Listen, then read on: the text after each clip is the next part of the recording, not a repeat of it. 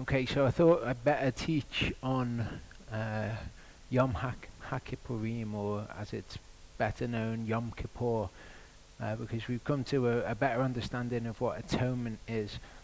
And through that understanding of what atonement is, it actually shines all of the scriptures about Yom Kippur in a different light. The spiritual sacrifices through which we offer atonement in a spiritual sense. They all make a different sense.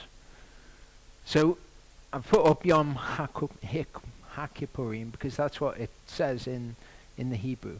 We know it as Yom Kippur, but there is no word Kippur in Hebrew. Kippur is the singular of a word which only exists in the plural. So it's Kippurim. Yom haKippurim would be something like the Day of the Atonement. That's what it would mean. The reason that we need to understand what atonement is because this place existed on the earth. They needed to understand what they needed to do on the Day of Atonement so that they could cleanse this place. And that's kind of the understanding that we've come to this year. And this place was known as the Mishkan, also known as the tabernacle. The word Mishkan, the Hebrew word Mishkan, says here, the outline of biblical usage, it's the dwelling place or the tabernacle, because it's where Yehova actually physically dwelt on the earth. He had a house. He lived here. And this is where he lived. This is the Strong's definition. It says a residence, including a shepherd's hut, the lair of animals, figuratively the grave, also the temple, specifically the tabernacle, properly its wooden walls, dwelleth, dwelling place, habitation, tabernacle, tent. Because when it's used of the place where Yehovah dwells, it's his tabernacle. It's the place where he dwelt on the earth. When it's used just normally, it's any kind of dwelling place. And it comes from, every word in Hebrew has a verb root, and the verb root in this case is shekan. So this is the Mishkan. It's the place where he dwells. And what shekan means, to settle down, abide, to dwell, to tabernacle, or to reside. And there's another word as well which is used to mean the same thing. And we'll look at that as we go on. But this is where he shekans. Okay? Here we see the word used of our dwellings. It says, how good are your tents, O Yaakov, your dwellings, your mishkanim, the plural of Mishkan. Here it's mishkanik, which means your mishkans, O Yisrael. So here we have it in its normal usage. 1 Chronicles 6:48 says, and their brothers the Levites were appointed to every kind of service of the dwelling place, of the Mishkan, the place where Yehovah dwells. And it's actually called here the house of Elohim, Bayit ha-Elohim in the Hebrew.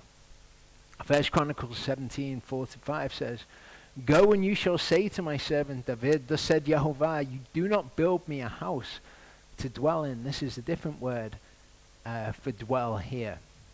And this is actually the Hebrew word which is used when it tells us to dwell in tents for 7 days, which is what we'll be doing at the Feast of Sukkot.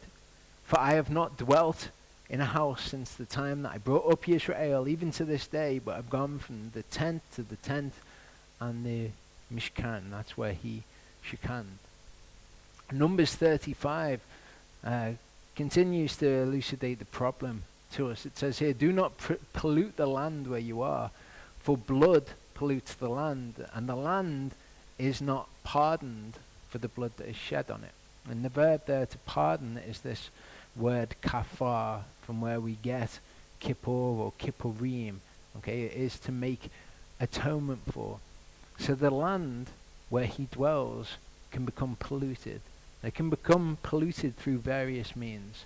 It can become polluted through sin in the spiritual sense, or here we see it in the physical sense of it actually having something to do with this cycle of corruption. And it says that we will be raised incorruptible.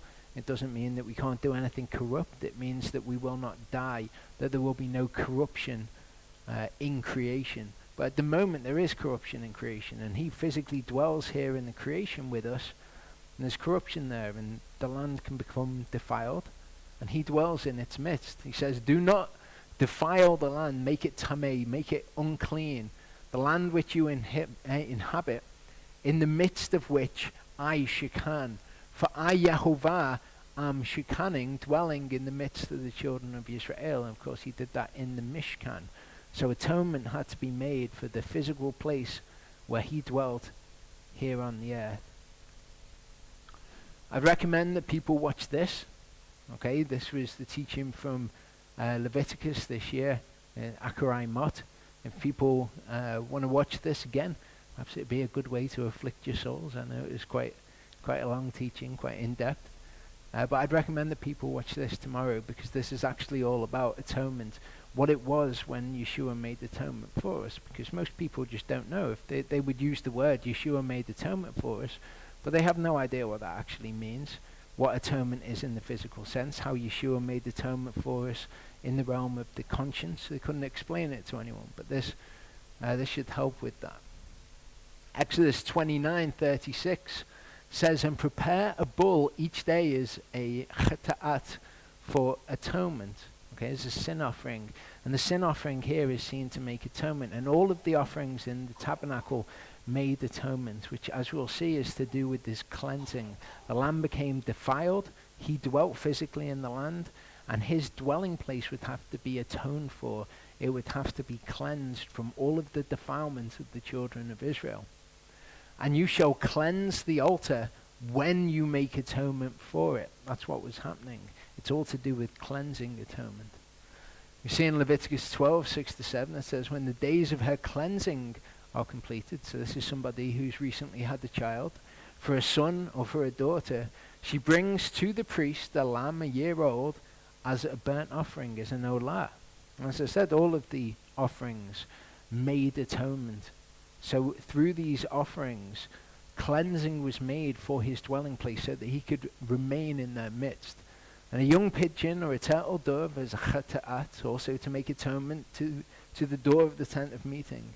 And he shall bring it before Yehovah and make atonement, kafar, for her, and she shall be cleansed from the flow of her blood. So again, it's all to do with cleansing. And we understand that this is in the physical realm when he physically dwelt with them. But there's another place where he dwells as well. He dwells in heaven. And atonement had to be made in heaven. And we'll see some verses to do with that. But when atonement was made in heaven, it was made in regards to our conscience. Our consciences were made clean through Yeshua's offering. There's a third temple as well, which we'll see. Leviticus 23:27 says, on the 10th day of this 7th Chodesh, the 7th month, is the day of atonement, Yom haKippurim. It shall be a set apart gathering for you.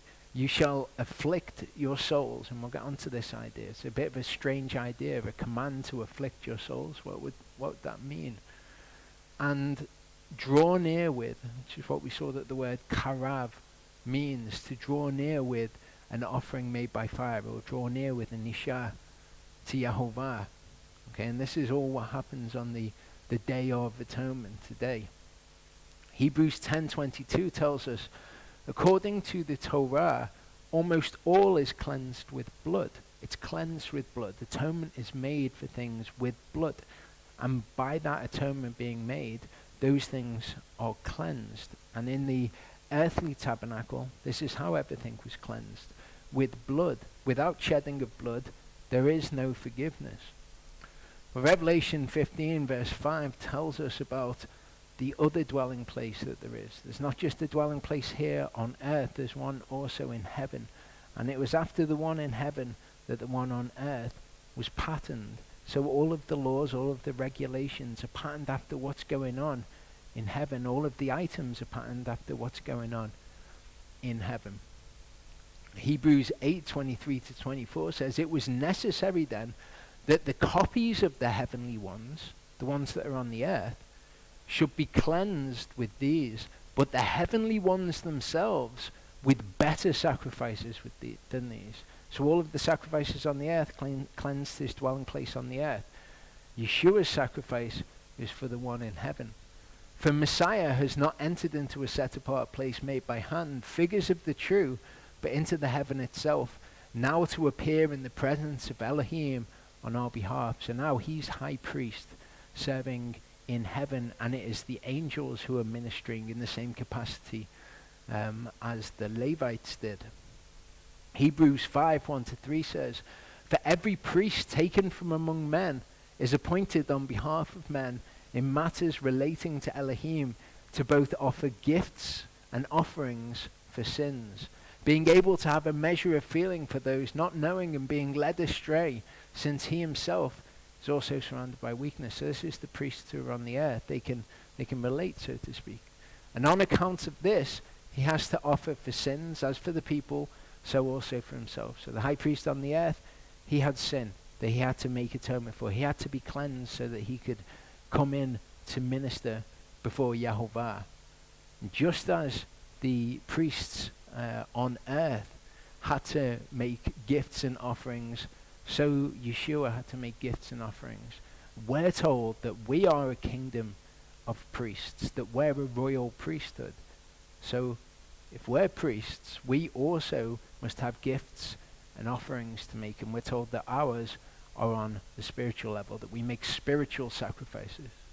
So there's the tabernacle on the earth, in heaven, and then we are the tabernacle of the Ruach. Okay, we are individually and we are corporately. We're the temples of the Ruach.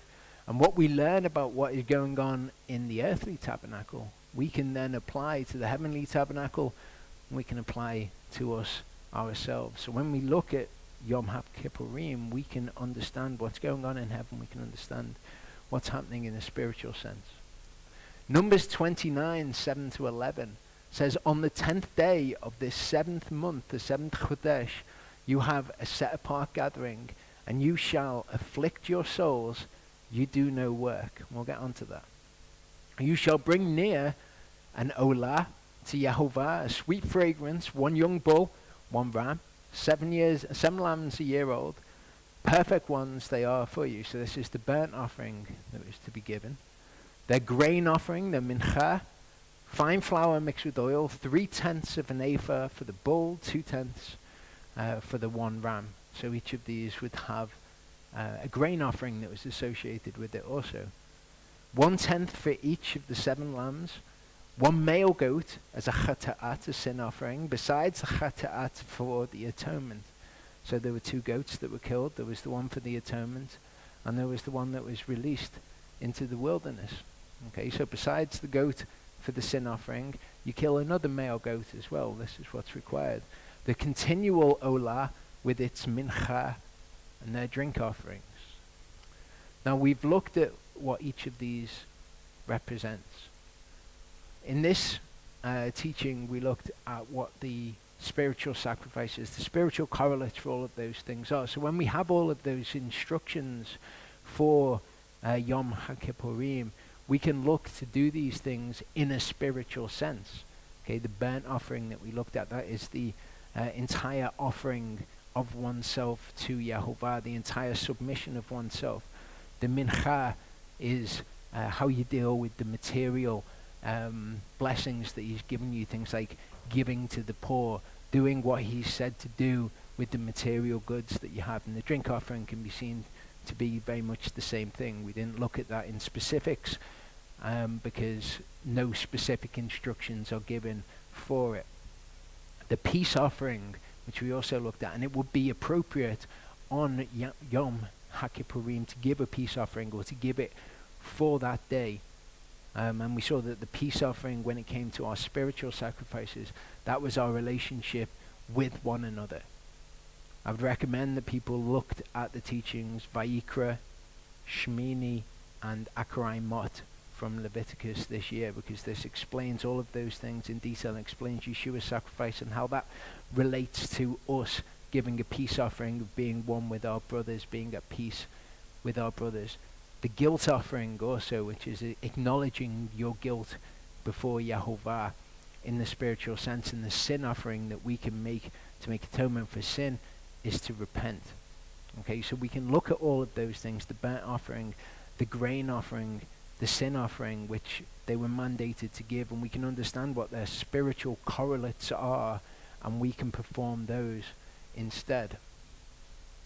Isaiah 58 gives us a good insight into these spiritual offerings which are to be offered on Yom haKippurim. It says, cry aloud, do not spare, lift up your voice like a ram's horn. Declare to my people their transgression, and the house of Yaakov their sins. And you see there a link between what we've connected before with Yom Teruah, which is the sounding of the alarm call, lifting up your voice like an alarm call, like a ram's horn. Declare to my people their transgression, and the house of Yaakov their sins. Yet they seek me day by day and delight to know my ways, as a nation that did righteousness and did not forsake the judgment of their Elohim. They ask of me rulings of righteousness. They delight in drawing near to Elohim. So this sounds great, doesn't it? This sounds like they're in a really good place. They want to know all of this stuff. They want to know what Yehovah says in his word. They want to know what his rulings of righteousness are. They want to learn all of these things. But Yehovah has a problem with them. Verse 3 says, they say, why have we fasted and you have not seen? Why have we afflicted our souls and you took no note?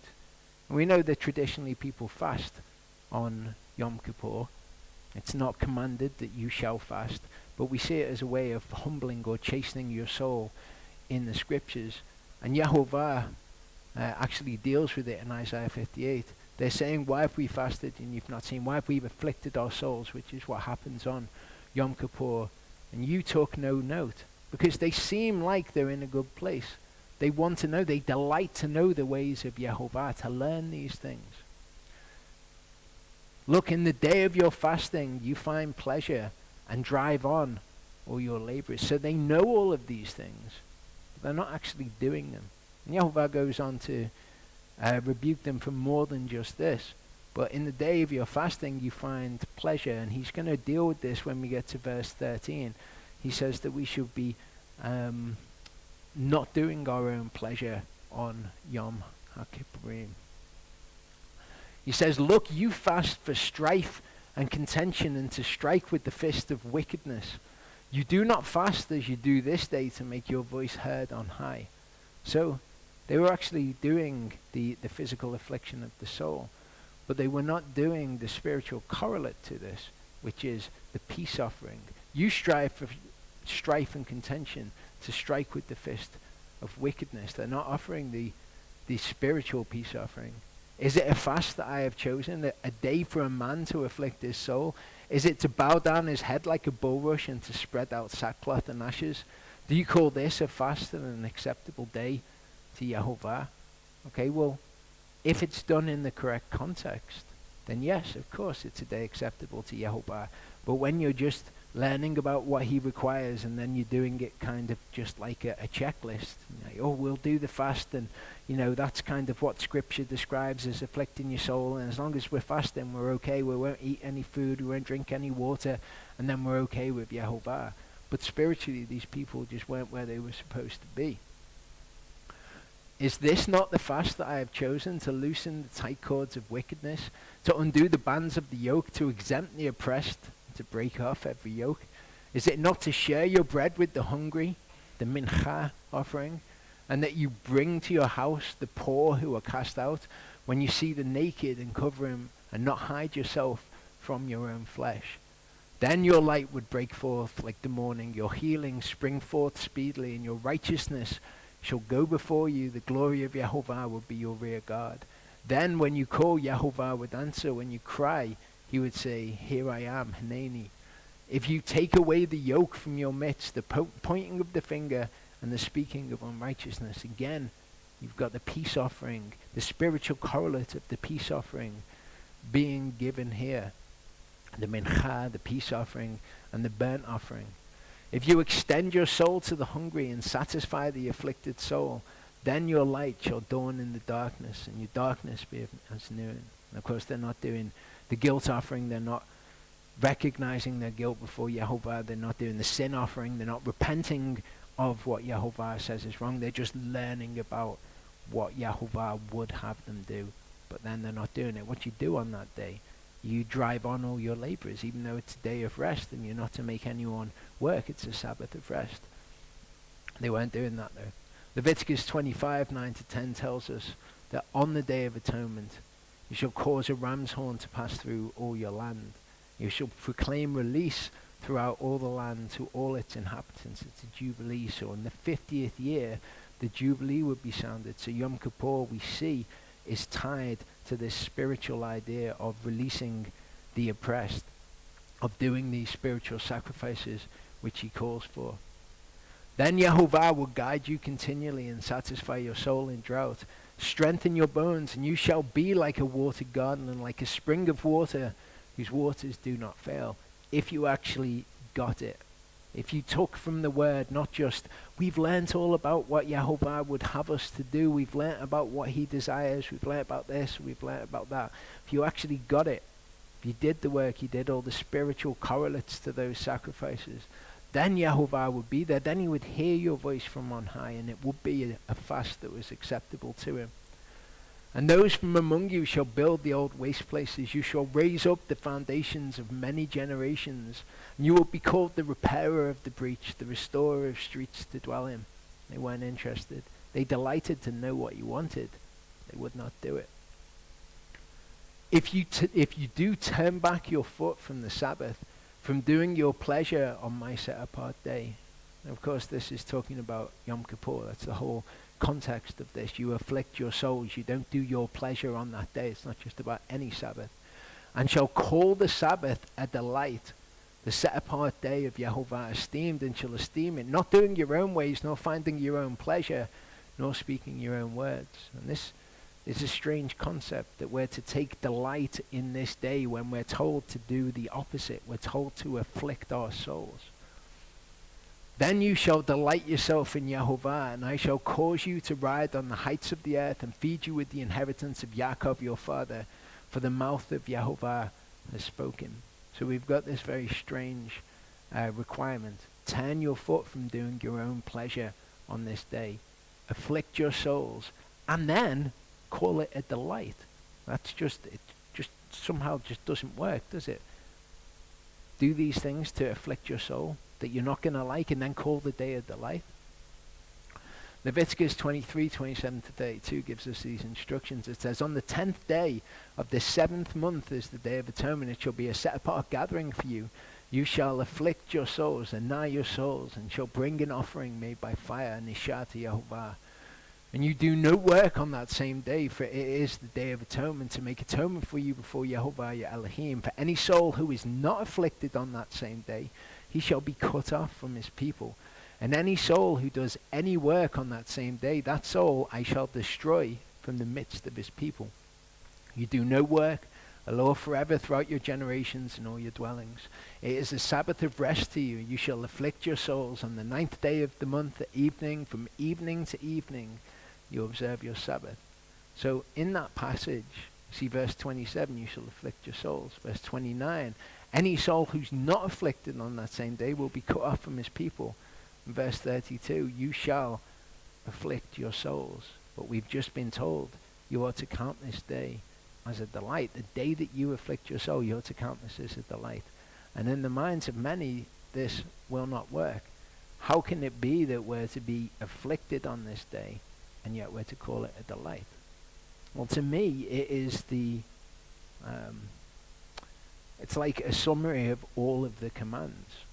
Okay, all of the commands are instructing us to do something that our flesh will not want to submit to, that our flesh does not want to do, or does want to do, whatever the case may be. And yet we're told throughout all of the Torah, you're to do this. Even when your flesh wants to do this, you follow your spirit.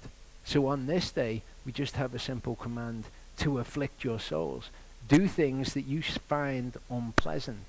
You are submitting to Yehovah. It is the spiritual correlate of the burnt offering. It is the submission to Yehovah. Do things that you don't want to do. And if you get it, if you fear Yehovah, if you understand his commands, you understand who he is, then it will be a delight to you to do it, simply because he says to do these things. And he says, look, if you get this and you call it a delight, this day upon which you're not doing your own pleasure and you're afflicting your souls, then I will be there for you. You'll be these amazing things. I will raise you up. The ultimate example, of course, that we have of this attitude of mind is Yeshua. Okay, to do the absolute polar opposite of what it is that you want to do, to afflict your souls, to willingly afflict yourself. The best example that we have is Yeshua. Of course, he says, not my will be done, but yours. Okay, which is the attitude that we're to have to all of the commandments, but particularly on Yom haKippurim. So it's not about fasting, it's not about not drinking water, it's about afflicting your soul. And I will have people asking me, what can we do on Yom Kippur? What can't we do on Yom Kippur? But it's the wrong question, it's completely the wrong question. Because the command says to afflict your souls. How far do you go with that? If I was to get a hammer and smash up all my toes, then my soul would be afflicted. But is that really what it's about? If I'm afflicting my soul, then that's between me and Yehova. I think the command, just like much of the word is written in this way, judges the thoughts and intents of your heart. If you are doing things to afflict yourself, then you're following the command. If on Yom Kippur I was to go out and get an ice cream, then I wouldn't see myself as afflicting my soul. But I then don't go to extremes with it. There's not a, you must do this, you can't do this, you must fast, you can't do that. What if this person's sick and they can't fast? Are they to fast on that day? Are we absolutely to do these things? But again, all of these questions are just completely missing the point about what Yom Kippur is. Some people will wash, some people won't wash, rather, on Yom Kippur. Some people won't brush their teeth on Yom Kippur. But it's not about you have to do those things. It's about you must afflict your soul. In Isaiah 53 verse 4, speaking of Yeshua, it says, truly he has borne our sicknesses and carried our pains, yet we reckoned him as stricken, smitten by Elohim, and afflicted. We reckoned him as Anah, his soul as Anah. We are to afflict our souls. And this is what Yeshua did. Okay, when faced with that decision, if he'd wanted to, he could call down a legion of angels and he could have been free of those people who came to arrest him. But he didn't. He said, nevertheless, not my will be done, but yours. And he was afflicted. In verse 7, it says he was oppressed and he was afflicted. And obviously it was through that very act that he made atonement for our souls and the fulfillment of Yom Kippur. We see this difference in attitude towards things in Exodus 19 and 20. It says, and Yehova said to Moshe, see, I am coming to you in the thick cloud, so that the people hear when I speak to you and believe you forever. And Moshe reported the words of the people to Yehova. And Yehova said to Moshe, go to the people and set them apart today and tomorrow, and they shall wash their garments, and shall be prepared by the third day. For on the third day Yehova shall come down upon Mount Sinai before the eyes of the people. So they had to be clean in order for him to come down and physically be there with him, along the same motifs here. And you shall make a border for the people all around, saying, take heed to yourselves that you do not go up to the mountain or touch the border of it. Whoever touches the mountain shall certainly be put to death. Not a hand is to touch it, but he shall certainly be stoned or shot through with an arrow, whether man or beast he shall not live. When the trumpet sounds long, let them come near the mountain. Okay, so they're given these instructions and they have a very specific response to these instructions. You can either hear these things and you say, well, I don't really understand these things, or this seems a little bit extreme to me, which is the feeling that we get of their response when described in Hebrews. Or you can fear Yehovah, you can reverence who he is, you can want as much as you can get of Yehovah, and you can take hold of instructions like this and know that they are for the right. In Exodus 20 verse 1, it says that after these things, Elohim spoke all of these words.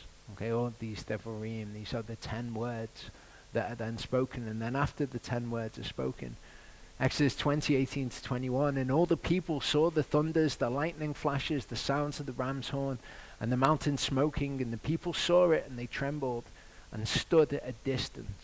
Okay, so the people, they're trying to get far from Yehovah. And said to Moshe, you speak with us and we hear, but let not Elohim speak with us, lest we die. And Moshe said to the people, do not fear, for Elohim has come to prove you, and in order that his fear, we've examined recently, be before you, so that you do not sin. These words that are spoken to you, so that his fear is before you. So the people stood at a distance, but Moshe drew near. The word there is nagash. It's not karav, but it's the word that we looked at, which has the same meaning of karav, to draw near to Elohim, which is exactly what we do through these spiritual sacrifices. They're ways that we draw near to Yehovah when we do these things. But the people, they heard the command. They wanted nothing to do with it. They wanted to be at a distance. But Moshe drew near the thick darkness where Elohim was. Hebrews 12:18-20 describes what was going on here. It says, for you have not drawn near to a mountain touched and scorched with fire, and to blackness and darkness and storm, and the sound of a trumpet and a voice of word, so that those who heard it begged that no further word should be spoken to them. For they could not bear what was commanded. If even a beast touches the mountain, it shall be stoned or shot through with an arrow. They couldn't bear what was commanded. And this is so many people's attitude to the Torah, the same as we see in Isaiah 58. They want to learn about the Torah. They delight to know Yehovah's ways. They delight to know what his word says, but they will not do it. They will not perform the spiritual sacrifices. They want to stand at a distance from his word rather than draw near as Moshe did. The last thing that I want to touch on as we go into this, so that I'm touching on the major themes of Yom haKippurim, is Hasatan. We know that we're to be offering all of these spiritual sacrifices. And we know that Hasatan is pictured in what's going on the Day of Atonement. It says, and when he has finished atoning for the set-apart place, and the tent of meeting and the altar, he shall draw near with the live goat. Then Aharon shall lay both his hands on the head of the live goat, and shall confess over it all the iniquities of the children of Israel, and all their transgressions and all their sins, and shall put them on the head of the goat. And we know that the sins of the children of Israel are ascribed to Hasatan. It says that Hasatan leads all of the world astray. Okay, so our sin is ascribed to Hasatan. But we saw when we were looking at who Yehovah blames when people listen to and enjoy the teachings of false teachers, that although the sins are ascribed to Yehovah, we are also responsible for them ourselves. We see what this was a picture of, him being cast out into the wilderness, the live goat being cast out after the sins of the children of Israel are confessed over the goat.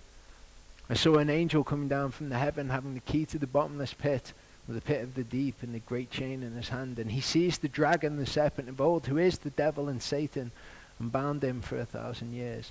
And he threw him into the pit of the deep and shut him up and set a seal on him, so that he should lead the nations no more astray. So this is what it's a picture of.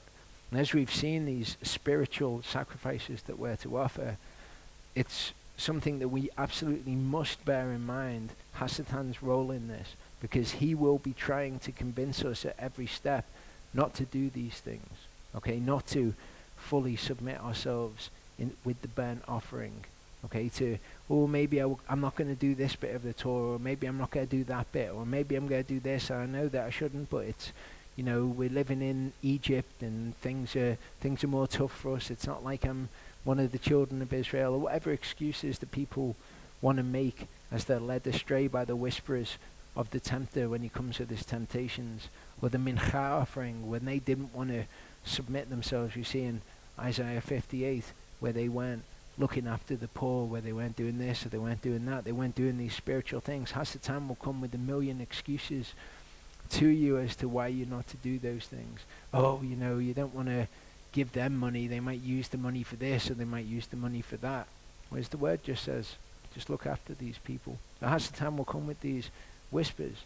The peace offering, when it comes to making peace with our brothers, Hasatan will come and he'll want to whisper in people's ears, and he works through gossip, and he works through slander, and he'll describe situations to people in ways that through the mouths of others, in ways that they would have never understood these things before, and he twists.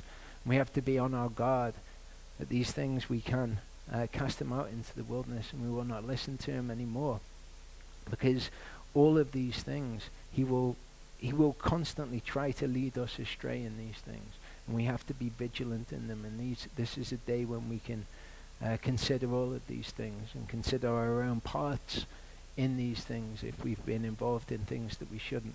The guilt offering, if any of those things are true of us, we can look at ourselves and say, I have guilt in this area. I can confess my guilt here before Yehova. The sin offering, to then repent of those things, because he's such a key part of this, and he's not according to people's understandings of how Satan works. Like we were setting up the computer before, and the leads weren't working on the computer. You know, it'd be a typical thing for people to say, it's the enemy, it's the devil, this teaching is an important teaching, and the devil doesn't want this teaching to go out. Well, that's not how he works. Then they'll go and they'll slander somebody else, or they'll speak gossip about them or about some situation, and they won't realize that this is truly how he's working in their lives. So I think that as we go into the day, we should remember particularly that he is a key part of this day. As we're considering these things, we're giving these spiritual sacrifices to Yehovah. We're doing our best to fulfill these commands in the way that they were given. We need to remember his role in it. I'll finish with this verse, this passage. Leviticus 16:29-31 says, and this shall be for you a law forever. In the 7th Chodesh, on the 10th day of the Chodesh, you afflict your soul, you do no work, the native or the stranger who sojourns among you.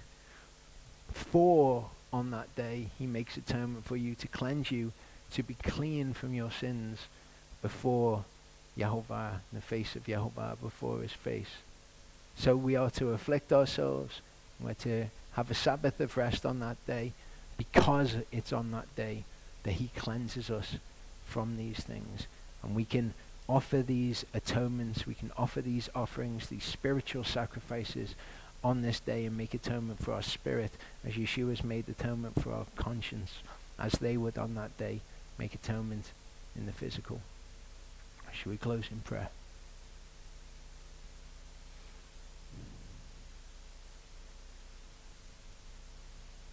Father, I ask you today, as we read your word and we seek your face, that you would enlighten us as to how you see things.